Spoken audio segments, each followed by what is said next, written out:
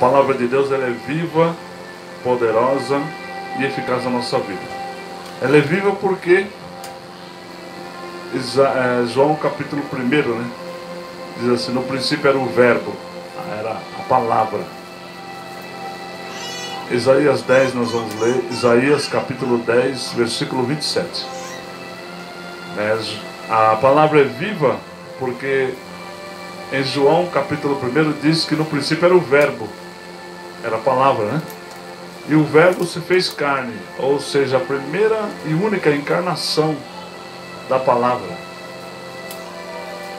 Hoje se ouve falar muito de encarnação, mas a única encarnação que nós conhecemos é a palavra viva, ou seja, Jesus, que é a palavra, né? Porque está lá declarado na Bíblia: no princípio era o verbo era Deus, e o verbo estava com Deus, e todas as coisas que por ele foi feita, nada do que foi feito sem ele existiu. Então foi a única vez na história que uma palavra tomou forma de homem, né? E a Bíblia diz que Jesus, né? Ele tomou a forma de homem.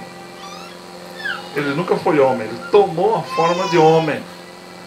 E é por isso, irmãos, que nós vemos, né, que em todo tempo, quando nós vemos falar de anjo, a pessoa diz assim: ah, eu vi um homem, eu vi um anjo. Nunca foi uma ângela, sempre é um anjo, né? Porque é a maneira que o homem consegue entender. Deus se expressa à pessoa da maneira que o homem consiga entender, da maneira mais simples. E às vezes a pessoa traz aquela confusão, né, na mente das pessoas. E Deus não é confuso, Deus não gera confusão. Deus traz as coisas bem claras. Bom, vamos lá. Isaías 10, versículo 27. Eu vou ler aqui, que diz assim: e acontecerá naquele dia que a sua carga será retirada do teu ombro, e o seu jugo do teu pescoço, e o jugo será despedaçado por causa da unção. O que despedaça o jugo? A unção. Agora eu gostaria que você prestasse atenção. Muita gente se preocupa e diz assim: não, irmão, dá glória a Deus, dá aleluia. Não, eu prefiro que você fique me ouvindo. Depois sim, depois você dá glória a Deus, dá aleluia. Mas se você não me ouve, eu não posso entender que você está entendendo o que eu estou falando. Porque eu sou meio chato. Eu não consigo entender uma coisa se você estiver falando, eu estiver conversando. Se você estiver falando, eu estou falando outra coisa, eu não estou entendendo, né? É igual a oração. Às vezes vão receber fulano para orar. Aí a pessoa vem aqui orar. Aí a pessoa vem orar. Aquela pessoa que veio orar está direcionada por Deus, escolhida pelo Espírito Santo para dirigir aquela oração. Qual que é o dever da igreja? Concordar, né? O pessoal está orando aqui, você vai ouvindo a oração e vai dizendo amém, glória a Deus, eu concordo, Jesus.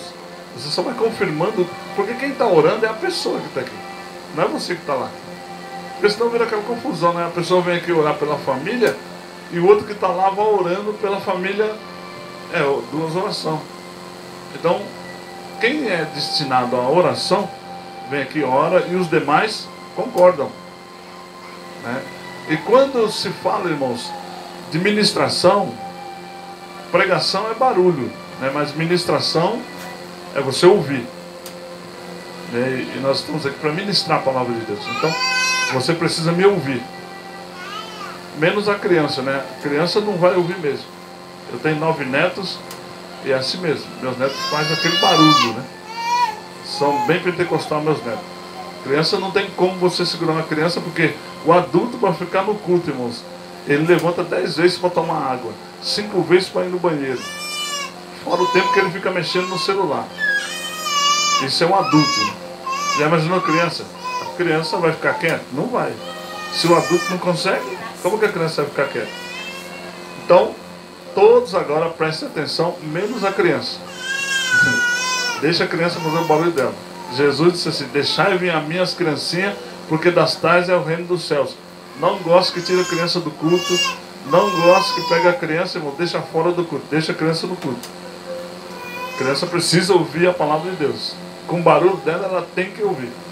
Ela precisa. Agora, os adultos é que tem que ficar quieto. Criança não tem como. Deixa a criancinha lá. É de Jesus. Né? E o culto também é de Jesus, então está tudo em casa. Não é isso? Bom, vamos lá. E acontecerá naquele dia que a carga, algumas traduções dizem o peso, será tirado. Que é esse versículo aqui, Isaías 10, 27. É a irmã que chegou agora. Será que naquele dia será tirado do teu ombro o peso, a carga. Jesus diz lá em Mateus 28, né, tomai sobre vós o meu jugo. Não precisa pôr, pastor. Tomai sobre vós o meu jugo, né, e aprendei de mim que sou manso.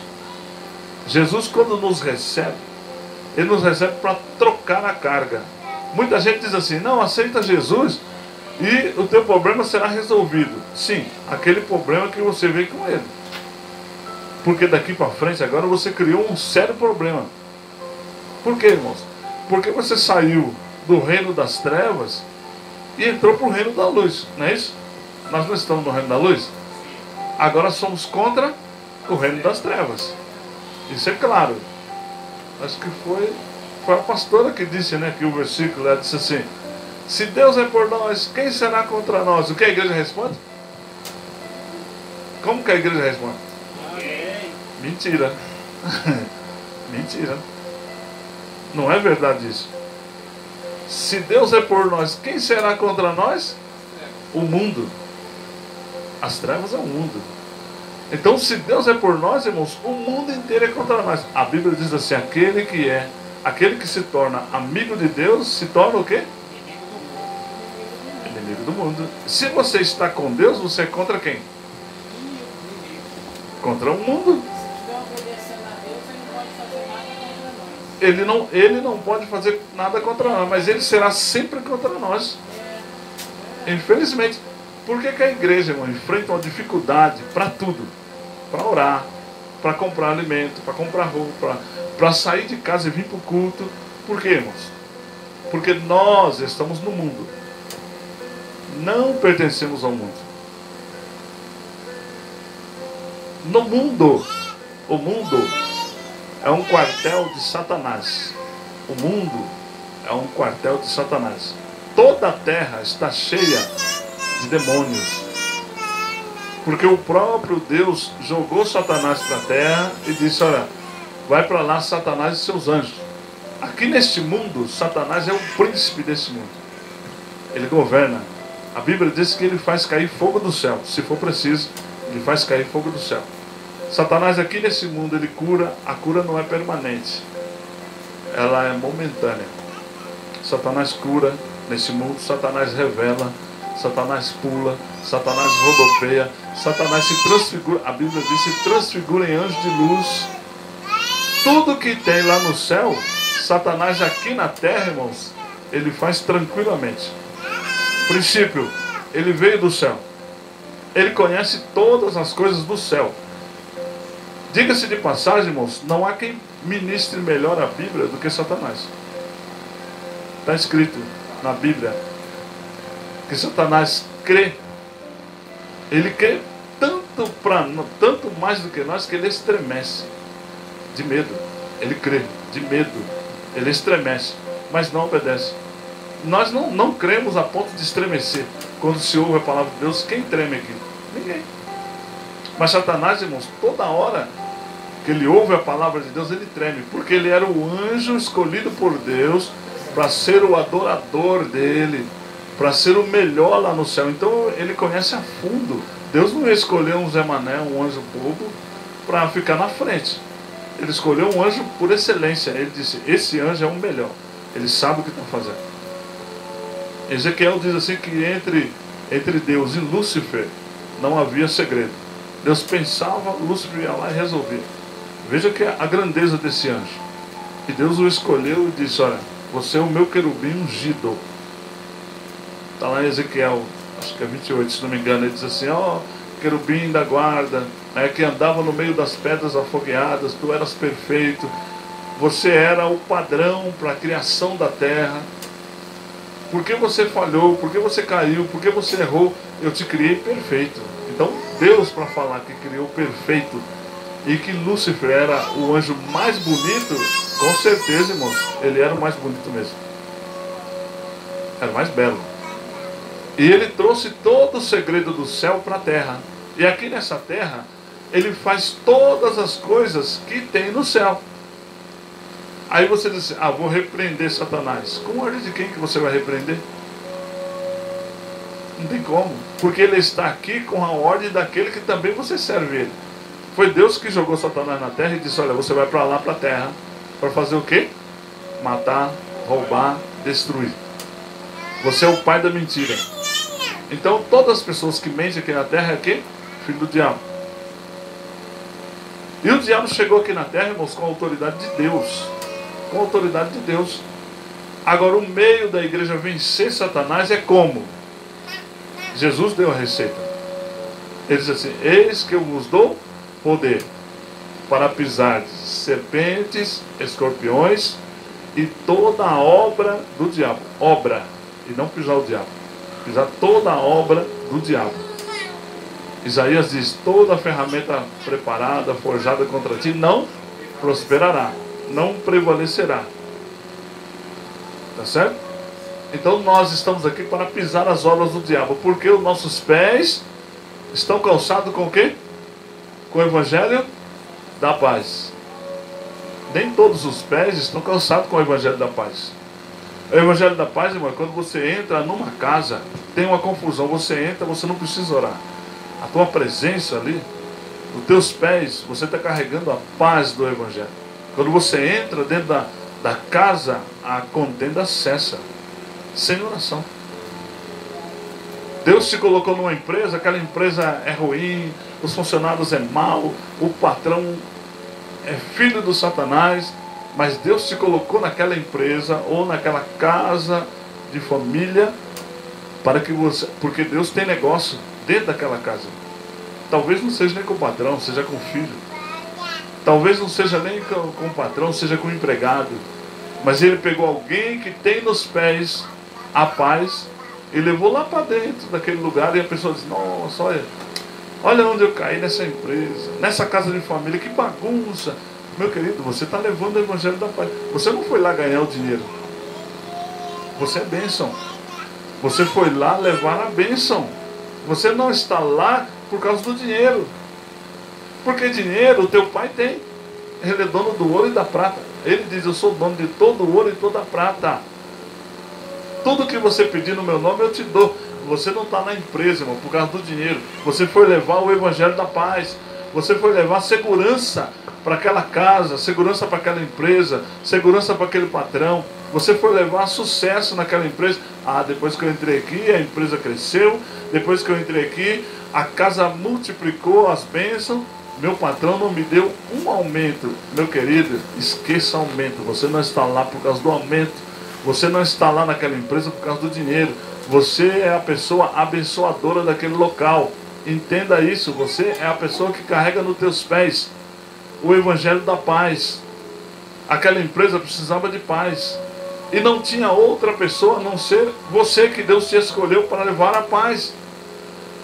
Então, quando a Bíblia diz em Isaías 10, 27, o Senhor vai tirar o peso, a carga. Olha, e acontecerá que naquele dia que a sua carga será tirada do teu ombro. Muitas pessoas não sabem por que tanto sofrem. Irmão, depois que eu entrei para o Evangelho eu comecei a sofrer. Irmão, depois eu sofri tanto. Meu querido, sabe por que você sofre? Porque se você carrega nos teus pés o Evangelho da paz, sobre os teus ombros você carrega a bênção de Deus. Eu te explico isso, como é que isso acontece. Veja bem que a Bíblia diz que Moisés, o nosso patriarca, ele foi enviado para quê? Moisés foi enviado para quê lá no Egito? libertar o povo da escravidão, não é isso? E quando ele conseguiu fazer isso, ele saiu para o deserto caminhando com o povo, e ele levava agora sobre si uma unção de 70 príncipes. E a Bíblia diz que ele estava demonstrando cansaço. Moisés estava cansado, estava trabalhando, mas estava cansado. Ele estava fazendo a obra, mas estava cansado. Chegou um homem que não era crente, mas tinha a revelação de Deus. Porque para ter revelação não precisa ser crente. Expõe-te os senhores. Para curar alguém não precisa ser crente. Não. A Bíblia diz que é por fé, não é por cargo, não é por unção. É tão explícito que não precisa ser crente, que você não precisa ser pastor para curar ninguém. Não precisa ser apóstolo, não precisa ser missionário. O que a Bíblia diz? O que Jesus disse? Eis que vos dou poder. Não falou para o pastor, para o bispo, para o apóstolo, para o reverendo. Falou assim, ó, eis que vos dou poder, e colocarão as mãos sobre os enfermos e... Falou para quem? Não foi para a igreja? Não foi para o pastor. Você não é dependente do pastor, do bispo, do apóstolo, do arcebispo, sei lá de quem que é. Você não é dependente desse tipo de gente. Você pode pôr a mão na tua cabeça e repreender a enfermidade que está em você. O Senhor Jesus diz, eis que te dou poder. Está escrito, eis que vos dou poder. Curai os enfermos, ressuscitai os mortos, limpai os leprosos, perdoai os pecados. Até poder de perdoar pecado você tem de fazer isso. Põe a mão na tua cabeça ou na cabeça de alguém e perdoa o pecado. A única condição que a Bíblia diz que você deve chamar um obreiro da igreja, que esse obreiro chama-se presbítero, é quando estiver um doente. Por quê, irmãos? Porque no caso do doente tem que ir o presbítero? Porque o doente não tem fé. Toda e qualquer pessoa doente, ele não tem mais fé. Está condenado, está com Covid, está lá em cima da cama, vai morrer. Tem fé? Você pode orar à vontade, ele não vai ter fé.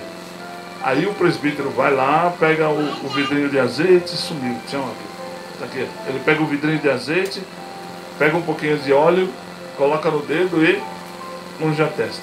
Muita gente põe no indicador, né? E unge a pessoa no indicador. O dedo da unção é o dedão. Não é o indicador. É o dedão. A unção certa você tem que pôr no dedão da mão direita e ungir a pessoa na testa. Por quê? Quando o doente que não tem mais fé, e a pessoa diz assim, olha, você foi ungido, aí ele põe a mão assim e diz, eu vou receber a cura. Porque ele não tem fé. A fé dele está no azeite. Ele vai acabar crendo por causa do azeite. Ele, não, fui ungido, agora eu vou ser curado. Pode ser o melhor cristão do mundo, irmãos. Ele doente, ele não tem mais fé. Precisa do azeite. E tem que ser o presbítero. Vou enviar o pastor. Não. O pastor não é isso. O pastor é apacentador de ovelhas. Quem tem a função de fazer evangelista. Desculpa, é o presbítero. Vou enviar o evangelista. Não, o evangelista não tem essa função. O evangelista, ele está no campo, irmãos. Fazendo a obra do evangelismo. Catando qualquer tipo de gente e trazendo para a igreja. Vou chamar um missionário. O missionário está no campo abrindo obra. Ele não tem que vir ungir ninguém.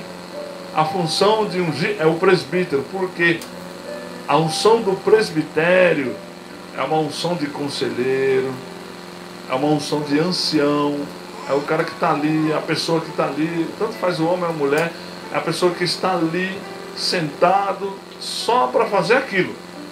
É a pessoa que está ali na igreja, sentado, ele não sai da igreja, ele está ali, é o conselheiro, sabe, aquele paizão, aquela mãezona que está ali dentro da igreja, sentado. Esse é o presbítero ou a presbítera da igreja. Tem algumas igrejas que tem presbítera. É a pessoa que está ali sentado só para aquilo. Ele não sai dali. A função dele é ficar sentado ali esperando alguém vir buscar conselho. E ele vai fazer isso. Então, muita gente não entende porque carrega tanto peso. Por que carrega peso, irmãos? Porque não distribui. Aí fica pesado. O que está em você, o que está em nós, o que Deus tem para distribuir para alguém, Ele tem uma pessoa determinada. Ele escolhe você e pega aquela carga daquele lugar e joga no teu ombro. E diz, olha, vai fazer a obra. Já viu aquele famoso vai fazer a obra? É isso aí. Ele pega aquela mala, joga nas tuas costas e diz, ó, vai em tal lugar e faz a obra. Aí você pega a mala, está acostumado a carregar peso. É o jumentinho, né? É o burrinho de carga. Pega aquele peso e fica andando, vai lá e para cá. Ah, eu não vou lá não. Eu não vou lá não. Ué, você vai... Jesus, irmão, já se livrou da carga. Ele pegou a carga, jogou em você e diz, ó, vai lá fazer a obra. Eu não vou. Você vai ficar carregando. Vai ficar igual Moisés. Vai carregar 40 anos no deserto. Ah, senhor, está difícil. Ele diz, eu sei que está difícil, porque a carga que eu pus aí é pesada. Você não vai distribuir a carga?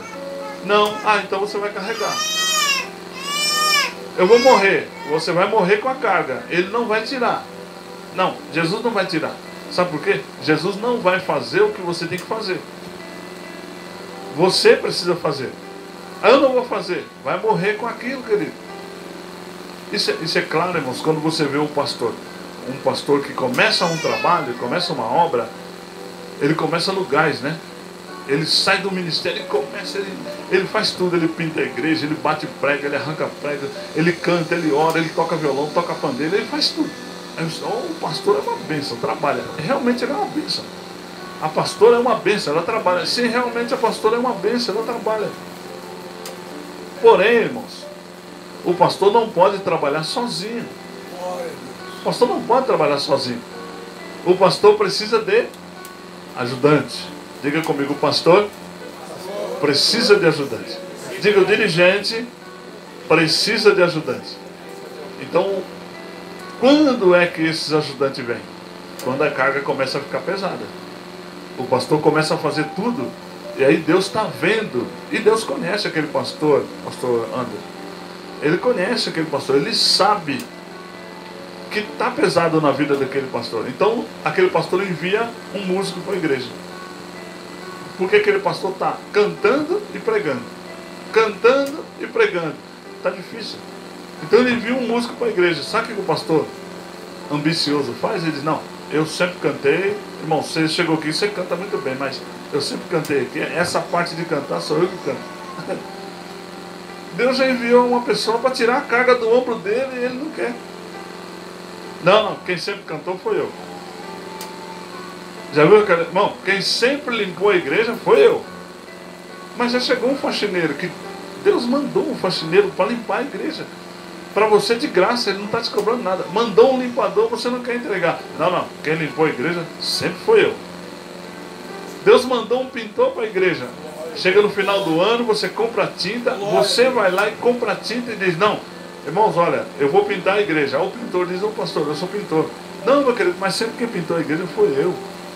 Todo ano eu pinto. Não, você pintava. Agora chegou o pastor, chegou o pintor. Deus foi quem mandou o pintor. Você não tem que pintar mais. Ó, Deus olhou e viu. O meu servo precisa de começar a administrar o negócio. Então eu vou mandar funcionário. Deus mandou funcionário. Você está rejeitando o funcionário de Deus. Vai morrer com aquela carga, irmão. Deus mandou uma pessoa que ensina na tua igreja. Não, olha, eu sempre ensinei. Dou aula de escola dominical. Eu sempre ministrei o culto de doutrina. Eu não vou passar para esse irmão aí não, porque quem dá a doutrina aqui sou eu. Meu querido, Deus já mandou alguém que faz só aquele negócio. Já foi no clínico geral? Quem já foi no clínico geral? Quando você está com dor de garganta, irmã, senhora, quando a senhora está com dor de garganta, ele envia a senhora para onde? Para o otorrino, correto. Por que o clínico não faz? Porque ele não é especialista. O otorrino é especialista, né? Em garganta, ouvido, nariz. Só que o otorrino, quando chega lá, se for no nariz, ele vai te enviar para onde? Como é que chama?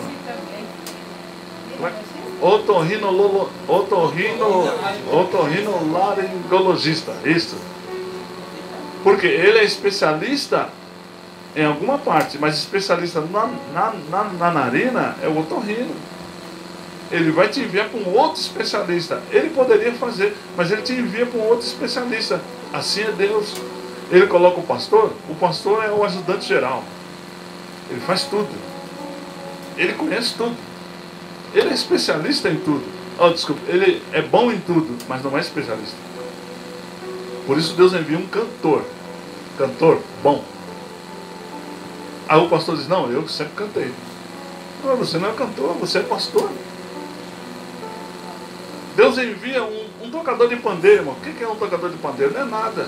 O cara que toca pandeiro, o que é tocar um pandeiro? Qualquer um toca. Só que Deus envia um especialista em pandeiro. Não, o pandeiro é meu e eu comprei com o dinheiro da igreja, isso aqui é meu, não vou dar para ninguém. O dinheiro da igreja é de quem? É teu ou é de Deus? Você pediu dinheiro em nome de Deus ou pediu para você? Se você pediu no nome de Deus, tudo que está dentro da igreja é de Deus. É de Deus, querido. Eu fico apavorado quando eu vejo que pastores fecham a igreja, aí coloca na internet. Fechei a igreja, estou vendendo som, estou vendendo cadeira. De quem que ele está vendendo aquilo? Se no estatuto da igreja, você pode ler, quem é presidente, pode ler no estatuto da igreja, que está lá no estatuto da tua igreja, escrito. Isso não foi a igreja que escreveu. O estatuto ele já vem formalizado. Algumas coisas são alteradas, que são o nome das pessoas. O estatuto de igreja tudo é um só. É padrão. E lá tem um artigo lá que diz assim: ao se fechar uma entidade religiosa, ao deixar as funções de serem realizadas, se pega todo o material e se transfere para uma outra entidade que está em plena atividade. Ou seja, que está em pleno funcionamento, doado. Isso é regra, está no estatuto. Qual pastor que faz isso? Fala para mim. Não deixa eu mentir sozinho. Qual pastor que pega tudo que está na igreja dele, que fechou, e doa para outra igreja que está funcionando? Mostra um para mim. Glória a Deus. É impossível. É possível. Normalmente eles vendem. Irmão, estou vendendo 10 cadeiras, estou vendendo uma mesa de som, estou vendendo uma guitarra. Mas no estatuto dele está escrito, sabe por quê? Porque ele pediu no nome de Deus. Vocês viram ministrar a oferta aqui? Não ministrou a oferta, não falou, irmão, para a obra de Deus, para a obra de Deus, para a obra de Deus. A oferta entrou para a obra de Deus. O que vai fazer com a oferta é problema da igreja. Mas tudo que está dentro da igreja é feito com o dinheiro da igreja. Porque na hora de vender, ou porque na hora de desfazer, vai vender? Não é da igreja? E a outra igreja não é do mesmo dono? Porque não entrega na outra empresa que é do mesmo dono? Não, eles vendem. Pede no nome de Deus e vende para eles. Complicado, né? Sim, as cadeiras, vende som, vende tudo, eles vendem tudo. São verdadeiros bandidos, travestidos de cristão, infelizmente. São enganadores. É a Bíblia que diz. Ai dos cães mentirosos, são os pastores. Pastores cães mentirosos. Mercenário, está lá em Ageu, se não me engano, capítulo 2, né? São obreiros insaciáveis. Pede dinheiro, nunca se satisfaz. Come, nunca enche. E aí vai, daí para frente. Em casa você lê. Bom, vamos lá. E será tirado a carga que está sobre os seus ombros. Irmãos, é muito fácil de você deixar a carga. É quando Deus pega uma carga, coloca nos teus ombros, você pega a carga e passa para frente. Quantos aqui tem facilidade para ganhar as coisas? Seja sincero com você mesmo. Pronto. 1, 2, 3, 4, 5. Eu também. 6. Quando você ganha, lógico, pode baixar a mão. Quando você ganha, lógico, se você pode, ou se você tem necessidade de alguma coisa, você pode tirar para você. Isso é normal. Se você ganha e você tem necessidade de alguma coisa, daquele montante que você ganhou, isso é regra. Você pode pegar para você o que você vai usar. O que sobrou, você tem que fazer o quê? Doar. Me mostra para mim uma igreja, irmãos, que ganha um montante de roupa e passa para frente. O que eles fazem normalmente? Isso é uma lástima, é uma tristeza. Né? Isso é uma tristeza. Eu fico aborrecido, irmãos, quando eu vejo igreja com aquele monte de trapo na frente da igreja. Olha, irmão, estamos vendendo R$1, R$5. Irmão, abaixa o celular. Abaixa o celular. Por favor. Muito obrigado. Deus te abençoe. Eu fico triste quando eu vejo aquelas igrejas que o pessoal pega e põe aquele monte de roupa para vender. Ah, irmão, é para ajudar a obra. Irmão, isso não ajuda a obra, sabe por quê? Dinheiro para ajudar a obra, eu estou falando porque são 45 anos no Evangelho, agora. 45 anos. Eu cuido de pastores. Eu tenho meu ministério, a Igreja Apostólica Ceifeiros em Marcha, está lá no Capão Redondo. Tem a nossa sede, tem as outras congregações, mas eu apacento pastores. Pastores, apóstolos, eu cuido de pastores do Brasil e fora do país. Eu cuido de pastores, não cuido de membros comuns, cuido de liderança. Cuido de líderes. Quem consegue arrumar, vamos supor que todos vocês aqui fossem empresários. Empresário, não é pedaço de empresário, empresário. Empresário bom. Que doasse para o ministério 20, 30, 50 mil por mês de dízimo. Vamos calcular que fosse isso. Vocês achariam que o dízimo de vocês manteria a obra? Não. Obra de Deus, Deus gasta muito, irmãos. Pense num lugar que gasta dinheiro. Eu vou te explicar por que a razão. Por que gasta? O pessoal senta na cadeira e começa assim, e toca a cadeira. O que acontece? Quebra o pé da cadeira. Vão no banheiro, em casa eles só ameaçam de puxar a descarga e já, vai gastar água. Mas na igreja, até quebrar, a maioria das igrejas está quebrada a descarga da igreja. O papel higiênico, eles vão lá em casa pegar só um pedacinho. Mas na igreja, tá bom, tá aí o pastor, tá cadeira privada. Aí em top tem que pagar alguém para limpar, para desentupir. O papel higiênico acaba, eles não estão nem aí. Faz xixi no chão, cospe no chão do banheiro. Imagina a casa desse sujeito, que limpeza deve ser. Risca o banco da igreja. Isso, é uma dúzia de chiclete debaixo do banco da igreja. É uma vergonha. A obra de Deus gasta dinheiro. Isso tudo depois tem que tratar, irmãos. Chão da igreja, eles não estão nem aí. Porta da igreja, bate até quebrar. Ah, não, é da igreja. Instrumento da igreja, eles tocam até quebrar. Microfone, aqui ó, eles pegam o microfone e faz isso. Isso aqui dentro, irmãos, aqui dentro do cabo tem uma malha fininha, igual uma meia fina em volta. Toda vez que você faz isso, ela vai quebrando o cabo. Por isso que está assim, quer ver? Isso aqui foi o pastor Pedroso que estragou.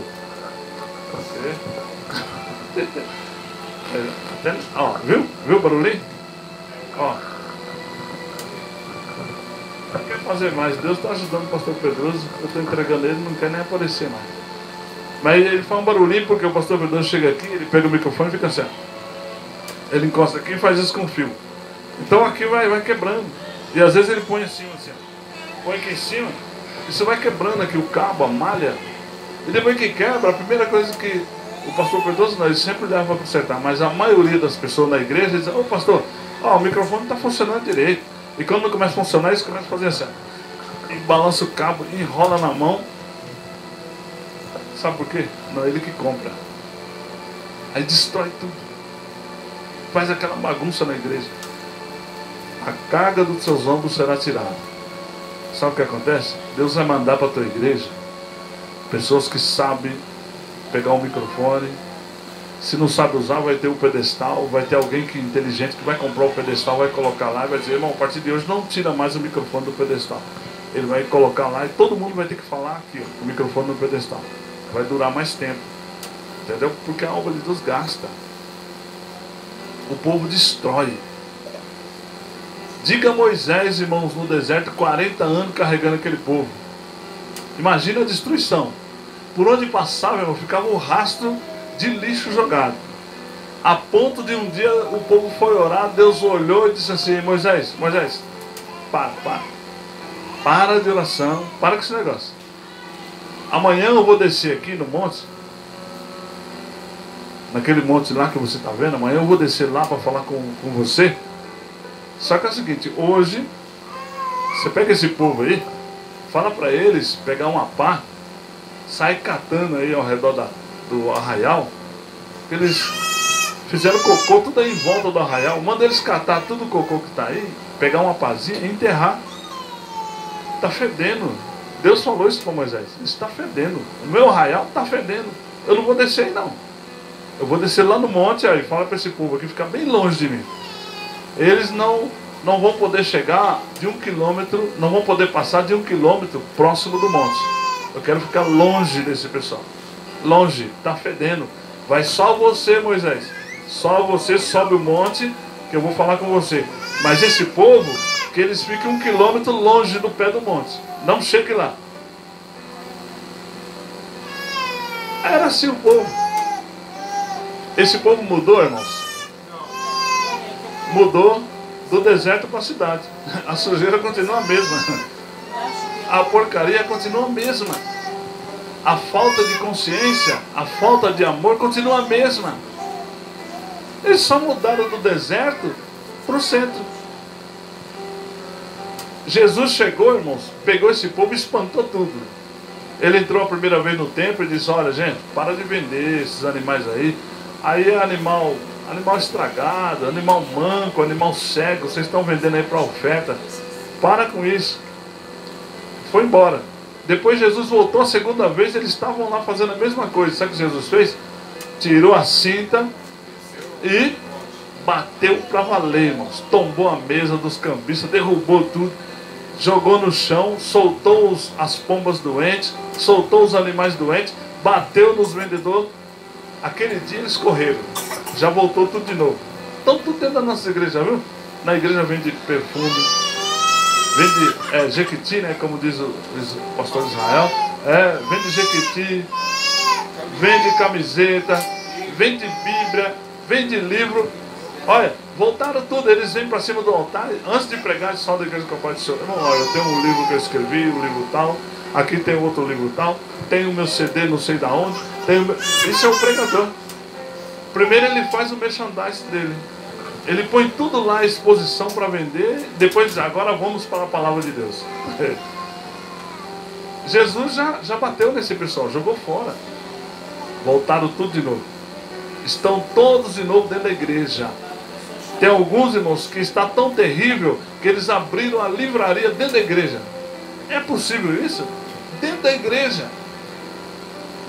Os cambistas voltou de novo. Está tudo dentro da igreja. Aí muita gente fica assim: ô irmão, essa maldição do coronavírus. É maldição isso? Isso é bênção. Coronavírus é um vírus de Deus. Deus que criou o vírus. O mundo estava virado de cabeça para baixo.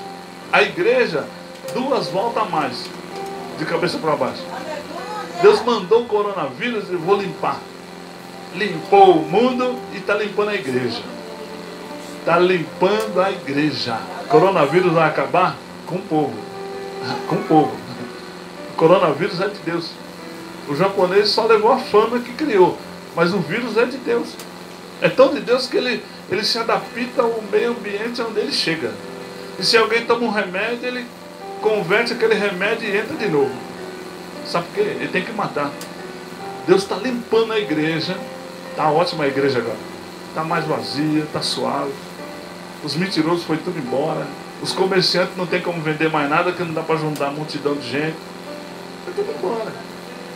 Você pensa que eu estou preocupado com isso? Estou dando glória a Deus. Quem quer fazer show, irmãos, não tem mais show. Não dá para fazer mais show. Quem vivia de comércio dentro da igreja já era. Perdeu o campo de comércio.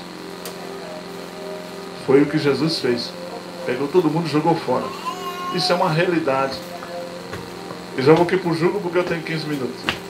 Então, nós estamos falando da carga sobre os ombros. Vamos para o jugo. O jugo, quem é do interior sabe muito bem, a irmã é de Minas, ela sabe.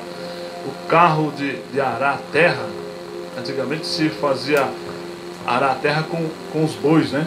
Boi de arar a terra. O boi de arar a terra, ele é separado. O boi que ara a terra, ele só ara a terra, ele não falta outra coisa. Não serve para abate nem nada, ele só ara a terra. Eu não sou do interior, mas a minha mãe, a minha família nasceram em Minas. Eu me criei em São Paulo. Mas eu conheço um pouco da história. Porque sempre a gente conversamos em casa. Então eles pegam o boi e colocam uma canga. A canga é tipo um grampo assim, ó, no pescoço do boi. E aí se usa sempre 2 bois. Tá correto, irmão? A Célia de Minas, sabe? Eu não sei porque eu não vi. Meu pai também mexia com terra. Então se usa 2 bois. O boi experiente em arar a terra, o boi que é experiente em arar a terra, e punha-se um boi novo. Então o boi novo, ele não sabia o caminho, não sabia como fazia. Então o boi velho puxava o arado e dirigia o boi novo. Ensinava o boi novo o caminho, como ele tinha que fazer. Até o boi novo ficar experiente. Então quando a Bíblia diz assim, e o jugo, cadê? Aqui. E o seu jugo, o jugo do teu pescoço, vamos lá, será tirado do teu ombro a carga, né? E o jugo do teu pescoço também será tirado. Jugo é porque o jugo te subjugava a fazer aquele caminho. O boi que tinha o jugo no pescoço, ele já entendia que toda vez que punha o jugo no pescoço dele, ele tinha que arar a terra. O boi novo não sabia, mas tinha que aprender. Isso é muito interessante quando você traz para a Bíblia. Nós entramos nesse mundo igual aquela criança ali, sabíamos de nada. Quando fomos crescendo, o jugo do diabo montou em nosso pescoço e começou a nos levar para os lugares ruins, a mentir, a jogar, a adulterar, a enganar. O jugo do diabo. E começamos a andar com aquele jugo, a fumar, a beber. E começamos a andar debaixo daquele jugo. Nós éramos um boi novo, não conhecíamos o mundo. Mas o mundo começou a nos ensinar com o jugo do mundo. Tomai sobre vós o meu jugo, que é leve e suave. Ou seja, tira o jugo do mundo, aí você está livre do jugo? Não, você está debaixo do jugo do Senhor. Ah, irmão, eu sou crente, eu estou livre. Na graça eu estou livre. Não está livre, você está debaixo do jugo do Senhor. Aquele jugo do mundo te levava para um destino. Agora você entrou debaixo do jugo do Senhor. E esse jugo, qual é o boi mais velho que vai fazer você caminhar? Jesus. Porque ele disse o quê? Aprendei de mim. É simples, irmão. A Bíblia não tem mistério, não tem nada escondido. Está tudo claro. A Bíblia se auto-revela. Ela não tem coisa para revelar. Eu tive uma revelação espetacular. Não, a Bíblia por si só ela se fala. Não tem revelação. Fazer curso de teologia é bom. Eu sou professor de teologia. Eu ensino as pessoas. Isso é bom. Mas não confie em teologia. Se você não tem a revelação, para que você vai ter teologia? Não resolve nada. A revelação em primeiro lugar. Teologia depois. A teologia, irmãos, é para você dar um arranque. A teologia é o botão de start. Você paca, aí você começa a andar. Quando você saiu com a teologia, vem a revelação de Deus. Aí cai a teologia fora e a revelação continua. Então, Jesus disse assim, aprendei de mim que sou manso e humilde. Tomai sobre vós o meu jugo. Ele não diz, tirei o jugo do diabo e você fica sem jugo. Ele diz, não, agora tirei o jugo do diabo, toma o meu jugo, porque senão o diabo vai fazer o quê? Pôr de novo o jugo dele. Tomai o meu jugo. Jesus diz, pega o meu jugo. Ele é suave, leve, fácil de você controlar, fácil de você carregar, livre para você andar, não vai te trazer carga nenhuma. Toma o meu jugo. Agora, o boi que puxa o arado, o boi, ele começa a passar de um tempo, ele vai engordando. E aquele boi, quando ele começa a ficar gordo, ele começa a caminhar e ele começa a soltar uma gordura, uma banha no pescoço. E aquela banha que sai do pescoço do boi vai apodrecendo o jugo, vai estragando aquela madeira que está no pescoço dele. Com o tempo ela vai quebrar. Então o cara vai ter que fazer, o proprietário vai ter que fazer um jugo novo. E ó, que está escrito aqui. Nós sobre o meu jugo. E o jugo será por causa da. Pronto. Fácil. O boi engorda, começa a soltar o quê? Uma gordura aqui no pescoço. E a gordura vai apodrecendo a madeira e o jugo quebra. Agora não é fácil? Se você começa a se encher da unção de Deus, a unção de Deus vai te engordando, vai te enchendo, vai te fortalecendo. O jugo do diabo que está no teu pescoço, porque muita gente vem do mundo, irmãos, para a igreja, aceita Jesus, mas ainda carrega o jugo do diabo, porque ele fez aliança lá atrás com o diabo. Então ele entrou para a igreja e não quebrou o vínculo. Isso passou o diabo a ter um direito na pessoa. O diabo passou a ter um direito na pessoa por causa do vínculo que não foi quebrado. Eu te explico isso. Se você não está entendendo, eu te explico. Por exemplo, é simples, né? O cachaceiro, não estamos falando mal do cachaceiro, estou dando um exemplo. O cachaceiro, o que ele faz? Ele pega um copo de cachaça, ele pede a cachaça, a pinga, né? E vira na boca. O que sobra, o que ele faz? Joga lá, na beira do balcão. Quando ele leva na boca, pegou a saliva. Quando ele tira da boca, joga, o vínculo da saliva dele que está no copo com o resto daquela cachaça ficou ali no bar. O que vai acontecer? Ele ficou preso. Ele vai embora, mas a saliva dele ficou, que é o famoso DNA. O DNA da saliva dele ficou preso ali no chão. Isso vai indicar o quê? Que ele tem que voltar. É fácil você entender o que eu estou falando. Como é que chama? Que matou por causa da oferta? Caim matou Abel. Não foi isso? E o que fez com que Deus cobrasse de Caim a vida de Abel? Não foi o sangue? O sangue não é o DNA? A nossa saliva não está ligada ao DNA nosso? Sim. Então, o que fez, o que clamou lá no céu? O DNA de Abel. Deus aparece e diz assim: Caim, cadê o teu irmão? Ele diz: sou eu o guardador do meu irmão? Ele diz: não, porque o sangue dele está clamando por justiça. Segundo a ciência, segundo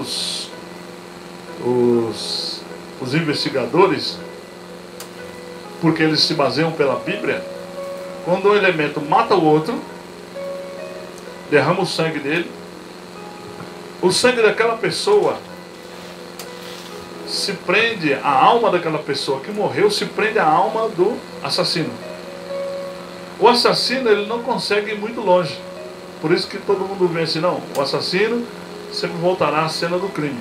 A polícia fica esperando, porque é uma verdade, ele volta.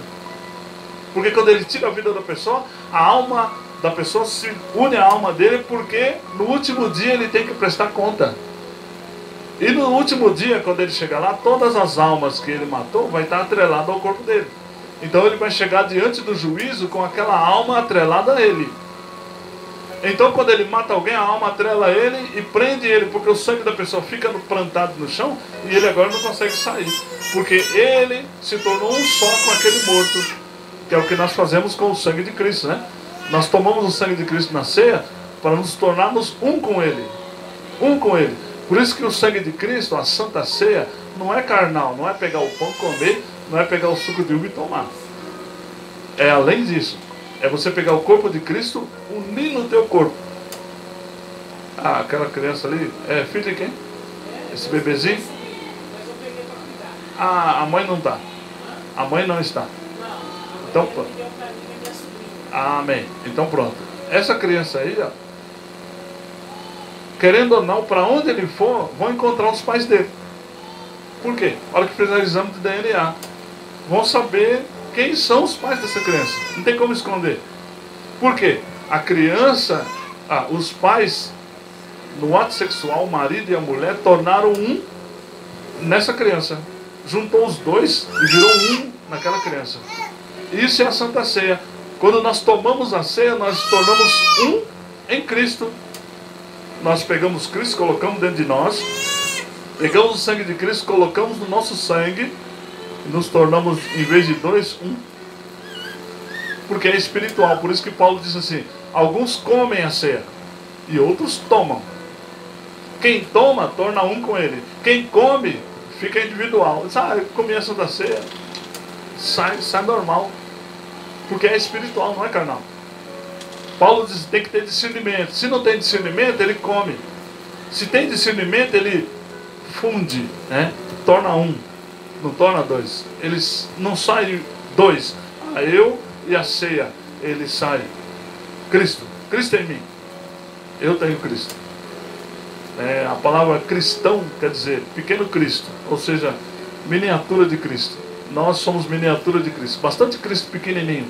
Por isso que Jesus disse assim: o que eu fiz, vocês também podem fazer. Por quê? Somos miniatura, somos bastante pedacinho de Cristo. Então quando nós nos unimos, não importa a placa da igreja, quando unimos todos nós, bastante pedacinho, forma um corpo. Por isso formamos um corpo. Quando nós, não reunidos, mas unidos, nós estamos reunidos aqui, né? Mas nem todos estão unidos. Quando nos unimos, aí sim, formamos um grande corpo de Cristo. Quando estamos juntos, estamos só agregados, congregando, não estamos unidos.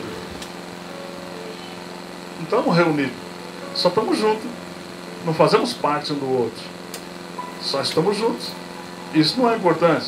Não é importante vir à igreja. O importante é estar unido. Está unido? Amém. Se não está unido, só está dentro da igreja. A criança não está unida com a gente. Ela está fazendo o culto dela. Até porque o mundo da criança é outro.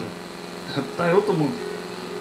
O nosso mundo aqui, até essa adolescente, essa menina aqui, essa mocinha, também ela está no outro mundo. Ela está ouvindo, está aqui, mas a cabeça dela não entende o que nós estamos falando. Ela está ouvindo, eu estou entendendo, mas não sabe o que nós estamos falando. O mundo dela é outro, o nosso mundo é um, o dela é outro. Nós, grandes adultos, estamos no mesmo mundo? Estamos dentro da mesma igreja? Estamos formando um corpo só? Se não está, irmãos, está só junto. Por isso que um fica, vê a irmã mexendo no celular, até saiu aqui, mas ela vai voltar, que a bolsa dela está aqui. Ela está mexendo no celular, está no outro mundo. Ela está dentro da igreja, mas está no outro mundo. Está no outro lugar. Dentro da igreja o pessoal faz ligação, conserta carro, passa roupa, faz comida, está aqui, tem que fazer um almoço, hoje eu vou fazer um almoço, tal. Ele está aqui, mas está no outro mundo. O corpo dele está aqui, mas ele está longe. Está viajando, está longe. Eu vou para Miami, quando acabar essa pandemia, glória a Deus, o apóstolo está falando ali, sou um corpo só com a igreja lá em Uruguai, eu vou para lá. Ele está aqui, mas ele está viajando, já está dentro do avião, está não sei para onde. Está longe, irmão, está longe. Só está o corpo aqui dentro, ele está longe. Já foi embora do culto. Não está no culto mais. Não é pequeno Cristo. Ele não vai tornar o corpo só. Amém? Outro dia eu termino aqui de falar do jugo. Não dá tempo de acabar de falar do jugo. Mas outro dia eu termino, em nome de Jesus. As imagens desse culto, irmãos, estarão disponíveis. Eu não encerrei a mensagem. Não deu tempo de acabar. As imagens desse culto estarão disponíveis amanhã. Amanhã, a partir das 6 horas da manhã, você pode estar acessando o nosso canal no YouTube e você vai visualizar o culto. Quem falou aqui também foi filmado. Essas imagens daqui vai para mais de 70 países e